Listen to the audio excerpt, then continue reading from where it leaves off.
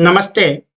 आज हम बात करेंगे अपने ट्रांसफार्मर के बारे में कि ट्रांसफार्मर के बाद जो चीजें लगी होती है उनका क्या नाम होता है और उनका क्या काम होता है। ट्रांसफार्मर किस प्रकार कार्य करता है। स्टेप अप और स्टेप डाउन प्रकार के ट्रांसफार्मर क्या होते हैं। इन सभी बातों पर हम विस्तार पूर्वक चर्चा करेंगे। तो चलिए बिना किसी देरी के शुरू करते हैं। आप देख रहे हैं प्राता रिसर्च सेंटर और मैं हूं सतीश कुमार रणवा। तो देखिए, ट्रांसफार्मर को समझने से पहले हमें ट्रांसफार्मर को बनाया कैसे जाता है वो समझना पड़ेगा कि उसके अंदर क्या होता है। शॉर्ट में उसको एक बार देख लेते हैं। जैसे आप बैटरी वगैरह में छोटे थे तो कभी न कभी ऐसा ट्रांसफार्मर निकाल के उसको खोला होगा। मैंने तो बचपन में बहुत बार निकाला है। कमेंट में जरूर बताना कि किस किस ने ऐसे ट्रांसफार्मर खोले हैं। तो उसमें आपने देखा होगी कि ये ऐसी ब्लेडें सी निकलती है। इन ब्लेडों को बोला जाता है कोर। ये ब्लेडें होती है, इन ब्लेडों से ऐसी मोटी संरचना बनाई जाती है, इसको कोर बोला जाता है।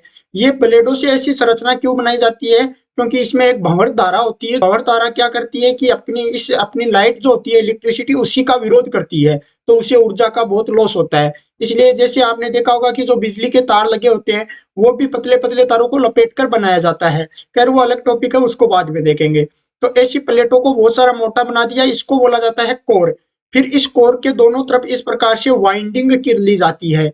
तो ये हो गई कोर की वाइंडिंग। तो ट्रांसफार्मर के अंदर का मटेरियल ये होता है मुख्यतः। उसके बाद में ये होता है अपना ट्रांसफार्मर का, दोस्त देख रहे हो, इसको बोला जाता है मेन टैंक। यहाँ लिखा हुआ है मेन टैंक। ये मेन टैंक अंदर से खोखला होता है। ये जो अपनी वाइंडिंग और कोर है, इसको इस मेन टैंक के अंदर डाल दिया जाता है। ये भी आप देख पा रहे होंगे, ऐसी वाइंडिंग की जाती है, उसको इस मेन टैंक के अंदर यहाँ पर देखो डाल दिया। मेन टैंक में डालने के बाद में ये जो वाइंडिंग होती है, इसके बीच में जगह नहीं रहनी चाहिए। अन्यथा यहाँ पर उष्मा जो अपनी विद्युत है उसका इधर उधर संचलन हो सकता है। तो इसके अंदर यहाँ पर एक ऑयल डाला जाता है। ये एक खास प्रकार का ऑयल होता है, गाढ़ा ऑयल होता है ये। नेफ्था ऑयल भी इसको बोला जाता है। इस ऑयल की खासियत ये होती है कि ये ऊर्जा यानी गर्मी का तो सुचालक होता है, लेकिन विद्युत का कुचालक पाया जाता है। तथा इस ऑयल के अंदर आग भी इतनी जल्दी नहीं पकड़ती है। तो मेन टैंक हो गया, इसके अंदर अपनी कोर और वाइंडिंग हो गई, और उसके अंदर ये क्या डाला जाता है, ऑयल डाला जाता है। जो ये अपना मेन टैंक आपको दिख रहा होगा, इसके अंदर वाइंडिंग है, तो इसमें ऑयल सीधा न डाल के इसके ऊपर ये एक टैंक जैसा लगा हुआ आपने देखा होगा। छोटे ट्रांसफार्मर में ये नहीं होता है, बड़े में होता है। इस टैंक को बोला जाता है कंजर्वेटर टैंक। इसका काम क्या होता है हम वो समझते हैं। अब देखिए, ये टैंक अंदर से ऐसे खाली होता है। इस टैंक के ऊपर यहाँ वाल लगा होता है जिसके हेल्प से इसके अंदर ऑयल डाला जाता है। ये जो इसके नीचे आप देख रहे होंगे, ये इस अपने मेन टैंक है ट्रांसफार्मर का, इसके अंदर जुड़ा होता है। तो इसमें ऑयल डालेंगे तो यहाँ तक चला जाएगा। मुख्य काम क्या होता है इसका वो हम समझते हैं। इस ट्रांसफार्मर में जब हीट गर्मी उत्पन्न होगी, ये काम करेगा, तो ये ऑयल बहुत ज्यादा गर्म हो जाएगा। गर्म चीज हमेशा ऊपर उठती है। जैसे आपने देखा होगा कि दूध वगैरह गर्म होता है तो वो भगोने से बाहर निकलने लगता है। तो इसमें अगर ये ऑयल रखा हुआ है, वो ऑयल बहुत ज्यादा गर्म होगा तो वो ऊपर निकलेगा। अब ऊपर अगर उसको कहीं जगह नहीं मिलेगी तो वो इस टैंक को फाड़ देगा, जिससे ब्लास्ट हो जाएगा। इसके लिए ये ऊपर यहाँ पर कंजर्वेटर टैंक लगा दिया। इस टैंक को क्या करते हैं, लगभग आधा भर दिया जाता है। जिससे क्या होगा, अगर वो तेल नीचे से गर्म होकर ऊपर उठेगा तो यहां तक ये फुल भर जाएगा। आधा खाली था तो इसके अंदर ऊपर आ गया। अब आप सोचोगे इसको पूरा खाली छोड़ देते, खाली इसलिए छोड़ा जाता है क्योंकि तेल गर्म होने से कुछ ना कुछ वाष्प बन के उठ जाएगा वो, तो इस मेन टैंक में तेल कम होने लग जाएगा। इसलिए ये जो आधा भरा हुआ था इसमें से इन मेन टैंक में चला जाएगा। तो ये कंजर्वेटर टैंक इसलिए लगाया जाता है ताकि ओवर हीटिंग के टाइम ऑयल को ऊपर आने के लिए जगह मिल सके। अब यहाँ पर एक दिक्कत आती है कि यहाँ ये अभी खाली था ऊपर से आधा, तो इसके अंदर एयर थी। जब ये नीचे से हीट हो गया और ऑयल ऊपर आएगा तो ये एयर को बाहर निकालेगा। तो एयर को बाहर निकालने के लिए ये साइड में आप देखे होंगे एक ऐसी नली लगा दी जाती है, और यहाँ पर इसके नीचे एक ऐसा लगा हुआ देखा होगा, इसे बोला जाता है ब्रीथर। इस ब्रीथर का क्या काम होता है, देखो, जब एयर बाहर निकली तो कोई प्रॉब्लम नहीं है, बाहर निकल गई, लेकिन ऑयल ठंडा होकर नीचे जाएगा तो ये जगह फिर खाली बनेगी। तो ये इस नली से बाहर से हवा खींचेगा। हवा में नमी वगैरह पाई जाती है जो इस तेल में आके इसको खराब कर सकती है। इसके लिए क्या किया जाता है, ब्रीथर काम लिया जाता है। इसमें आप ये नीला नीला देख रहे होगे, ब्रीथर क्या होता है, सिलिका जेल होता है। सिलिका जेल का काम होता है कि कोई भी जो नमी है उसको सोख लेना। जैसे आप इलेक्ट्रॉनिक्स की कोई चीज खरीदते हो, आजकल जूते वगैरह भी देखे होंगे, बोतल वगैरह खरीदते हो तो उनके अंदर ऐसी एक छोटी सी पुड़िया आती है। तो ये पुड़िया किसकी होती है? सिलिका जेल की। कई लोग सोचते हैं कि ये क्या चीज होती है, कोई साफ करने की होती होगी। ये सिलिका जेल होती है, ये नमी को सोखती है। और देखो यहाँ पर लिखा भी होता है डू नॉट ईट। इसका मतलब क्या हुआ? कोई इसको चीनी के दाने समझ के कोई खा नहीं जाए, इसलिए यहाँ पर लिखा होता है डू नॉट ईट। ये सिलिका जेल होती है, इसका काम होता है कि ये नमी को सोख लेती है। तो नमी को सोखने वाली चीज तो हो गई यहाँ पर खत्म। लेकिन अब इस नमी के साथ साथ कुछ धूल के कण भी तो इसके अंदर साथ में आ सकते हैं, वो ऑयल को खराब कर देंगे। तो आप देखे होंगे कि इस ब्रीथर के नीचे एक छोटा सा आपको डिब्बा और दिख रहा है। इस डिब्बे में आप गौर से देखोगे तो यहाँ तक इसमें कुछ लिक्विड जैसा दिख रहा है।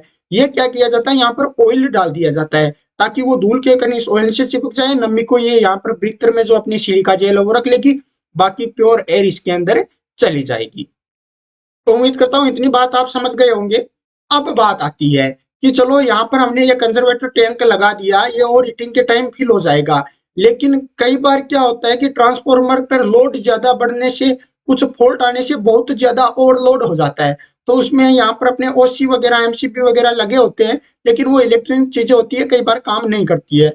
उस स्थिति में भी अगर इस ट्रांसफार्मर को बंद नहीं किया गया तो ये ब्लास्ट करने की संभावना रहती है। तो उसको सोल्व करने के लिए यहाँ पर एक लगाया जाता है बुकोच रिले। बुकोच रिले क्या होता है?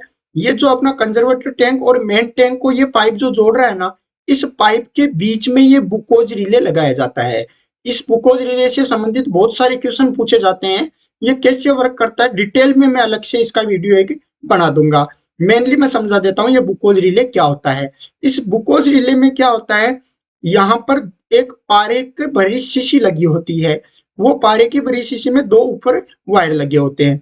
तो जब बहुत ज्यादा ये ट्रांसफार्मर हीट हो रहा है तो ये इस मरकरी जो पारा है इसको गर्म कर देगा, और ये पारा ऊपर उठकर इन वायर को टच कर देगा और ट्रांसफार्मर की सप्लाई कट हो जाएगी।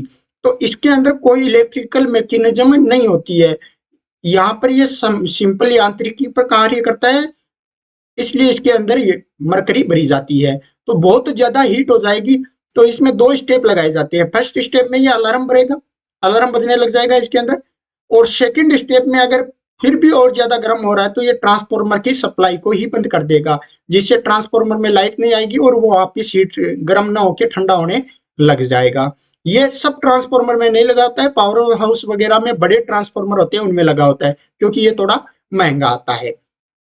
अब देखिए, कई बार ये देखने में आता है कि जो अपना ये बुकोच रिले जो लगा है, ये भी मान लो काम नहीं किया, बुकोच रिले ने काम नहीं किया, ओसी वगैरह कुछ नहीं गिरी, और ट्रांसफार्मर बहुत ज्यादा हीट कर गया। तो बहुत ज्यादा हीट कर गया तो इस ट्रांसफार्मर में क्या करेगा? अब ये टैंक भर गया, बंद हो नहीं रहा है। ये एक पतली नली है, इस नली से कितना कोयल बाहर फेंक सकता है? तो बाद में ये मेन टैंक कहीं से भी ये ट्रांसफार्मर विस्फोट कर सकता है। अगर विस्फोट करेगा तो यहाँ पर बहुत भयंकर आग लग जाएगी, और ट्रांसफार्मर तो गलियों वगैरह में लगा होता है, इससे बहुत बड़ा नुकसान हो सकता है। तो इसको रोकने का कोई ना कोई उपाय तो करना पड़ेगा। तो इसके लिए आपने ये ट्रांसफार्मर पर देखो, ये एक पतली सी नली लगी हुई देखी होगी, इसको एक्सप्लोजन वेंट बोला जाता है। ये एक्सप्लोजन वेंट क्या होता है?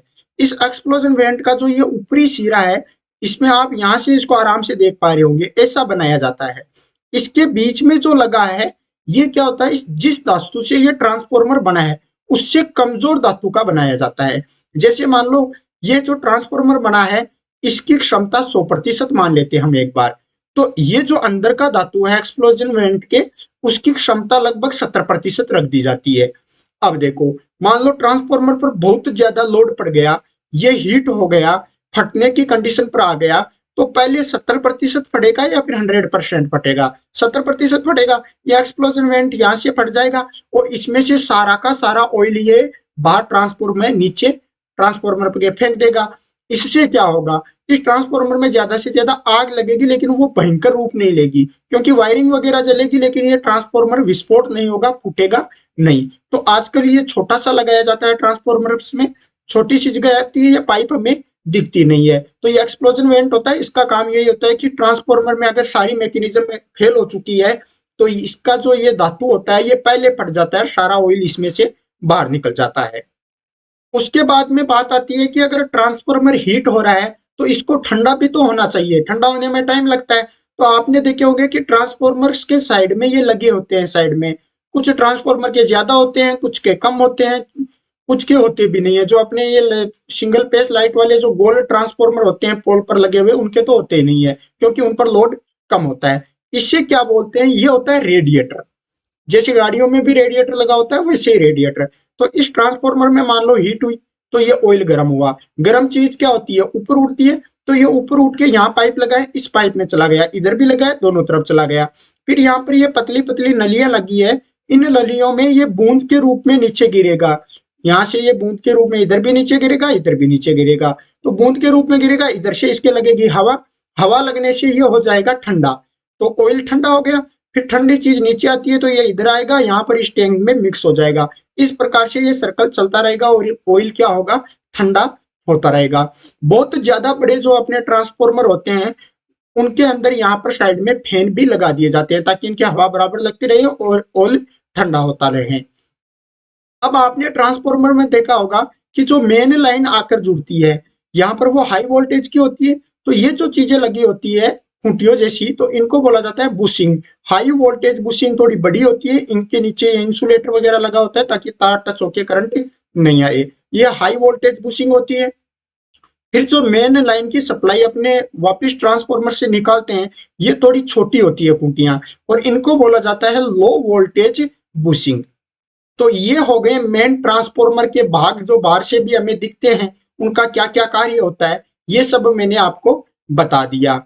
बाकी इस ट्रांसफार्मर की कार्य विधि क्या होगी, ये किस प्रकार से कार्य करता है, अप टाइप और डाउन टाइप ट्रांसफार्मर क्या होते हैं, वो चीजें हम अलग वीडियो में पढ़ लेंगे, क्योंकि ये वीडियो बहुत ज्यादा लंबा हो जाएगा। तो उम्मीद करता हूँ आप आसानी से समझ पाए हैं कि ट्रांसफार्मर के भाग व उनके कार्य क्या क्या होते हैं, उनको किस नाम से जाना जाता है।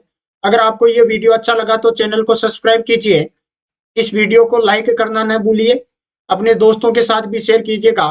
तो जल्दी मिलते हैं एक नए वीडियो के साथ, तब तक के लिए बने रहिए। जय हिंद, जय भारत।